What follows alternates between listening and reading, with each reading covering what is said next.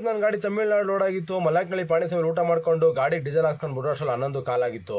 ನನ್ನ ಫ್ರೆಂಡ್ ಸತೀಶ್ ಅಣ್ಣ ಕೂಡ ಸೇಲಂಗೆ ಲೋಡ್ ಆಗಿತ್ತು. ಅವ್ರು ಮುಂದೆಗಡೆ ಮಾತಾಡ್ಕೊಂಡು ಫೋನಲ್ಲಿ ಹೊರಟ್ರೆ ನಾನು ಹಿಂದೆಗಡೆ ಬ್ಲೂಟೂತ್ ಹಾಕೊಂಡು ಅವ್ರು ಹಿಂದೆಗಡೆ ಹೊಂಟೆ. ಹಿಂಗೆ ಮಾತಾಡ್ಕೊಂಡು 2:40ಕ್ಕೆ ಕೃಷ್ಣಗಿರಿ ಸ್ಟಾಪ್ ಮಾಡಿದ್ವಿ. ಟೀ ಮತ್ತು ಕೇಕ್ ತಿನ್ಕೊಂಡು ಮಾತಾಡ್ಕೊಂಡು ಒಂದು 10 ನಿಮಿಷ ರೆಸ್ಟ್ ಮಾಡಿದ್ವಿ. ಆಮೇಲೆ ಸರಿ ನಡಿಯೋಣ ಆಯಿತು ಹೊರಡೋಣ ಅಂತ ಅಂದ್ಬಿಟ್ಟು ಅಲ್ಲಿಂದ 3 ಗಂಟೆಗೆ ಬಿಟ್ವಿ. 8 ಗಂಟೆ ಅಷ್ಟೇ ಗೋಡನ್ ಹತ್ರ ಹೋದೆ. ನಮ್ಮವ್ರು ಇನ್ನೂ ಯಾರು ಬಂದೇ ಇರಲಿಲ್ಲ. 9 ಗಂಟೆ ಅಷ್ಟರಲ್ಲಿ ಬಂದು ಅರ್ಧ ತುಂಬ್ಕೊಂಡ್ರು. ಇನ್ನು ಅರ್ಧ ಆಮೇಲಿಂದ ಬಂದು ತುಂಬ್ಕೊತೀವಿ, ಎಂಟಿ ಇಲ್ಲ ಅಂತ ಹೋದ್ರು. ಹೋಗೋಕ್ಕಿಂತ ಫಸ್ಟು ಟಿಫನ್ ಏನು ತರಬೇಕಣ್ಣ, ಇಡ್ಲಿ ಬೇಕಾ ದೋಸೆ ಬೇಕಾ ಅಂತಂದರು. ನಾನೇನಾರು ತೊಗೊಂಬನ್ನಿ ಅಂತಂದೆ. ಅದಕ್ಕೆ ಅವರು 4 ದೋಸೆ, ವೈಟ್ ಚಟ್ನಿ ಮತ್ತು ಕೆಂಪು ಚಟ್ನಿ, ಸಾಂಬಾರು ತಂದುಕೊಟ್ರು. ಗಾಡಿಯಲ್ಲಿ ಕೂತ್ಕೊಂಡು ತಿನ್ನೋಕ್ಕಾಗಲ್ಲ ಅಂತ ಅಂದ್ಬಿಟ್ಟು ಮರದ ನೆರಳಲ್ಲಿ ಕೂತ್ಕೊಂಡು ತಿಂದೆ. ಹೆವಿ ಬಿಸ್ತಿರೋದಕ್ಕೆ ನಾನು ನಿದ್ದೆ ಮಾಡೋಕ್ಕಾಗಲಿಲ್ಲ. ಆದರೂ ಗಾಡಿಯಿಂದ ಹೊರಗಡೆನೇ ಕೂತ್ಕೊಂಡು ಓಡಾಡ್ತಾ ಇದ್ದೆ. ಸಂಜೆ ಒಂದು ಸಲ ಅಲ್ಲೇ ಪಕ್ಕದಲ್ಲಿ ಟೀ ಹೋಟ್ಲಿತ್ತು, ಬಾದಾಮಿ ಹಾಲು ಕುಟ್ಕೊಂಡು ವಡೆ ಮತ್ತು ಬೋಂಡ ತಿಂದೆ.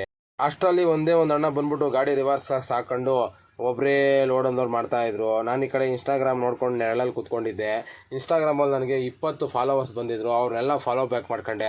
ನಾನು ಎಲ್ಲರೂ ಫಾಲೋ ಬ್ಯಾಕ್ ಮಾಡ್ಕೋಬೇಕು ಅನ್ನೋದು ನನ್ನ ಆಸೆ. ಟೋಟಲಾಗಿ 8 ಗಂಟೆ ಆಯಿತು, ಇನ್ನೂ ಎಂಟಿ ಆಗಲೇ ಇಲ್ಲ. ನನಗಂತೂ ಬೇಜಾರಾಗಿತ್ತು. ಒಬ್ಬನೇ ಒಳ್ಳೆ ತಲೆ ಕೆಟ್ಟೋಯ್ತಲ್ಲಪ್ಪ, ಇವತ್ತು ಇಂಥ ಏಜೆನ್ಸಿ ಸಿಕ್ತು ಅಂತ ಬೇಜಾರು ಮಾಡ್ಕೊಂಡು ಕುಂತಿದ್ದೆ. ಅಷ್ಟರಲ್ಲಿ 10 ಗಂಟೆ ಆಯಿತು. 10 ಗಂಟೆಗೆ ಎಂಟಿ ಹಾಕಿದ್ರು. ಅಪ್ಪ ಅಂತೂ ಇಂತೂ ಸಾಸ್ ಮಾಡಿ ಎಂಟಿ ಹಾಕಿದ್ರಲ್ಲ ಅಂತ ಅಂದ್ಬಿಟ್ಟು ಖುಷಿಯಾಗಿ ಅಲ್ಲಿಂದ 10 ಗಂಟೆ ರಾತ್ರಿಗೆ ಹೊರಟೆ.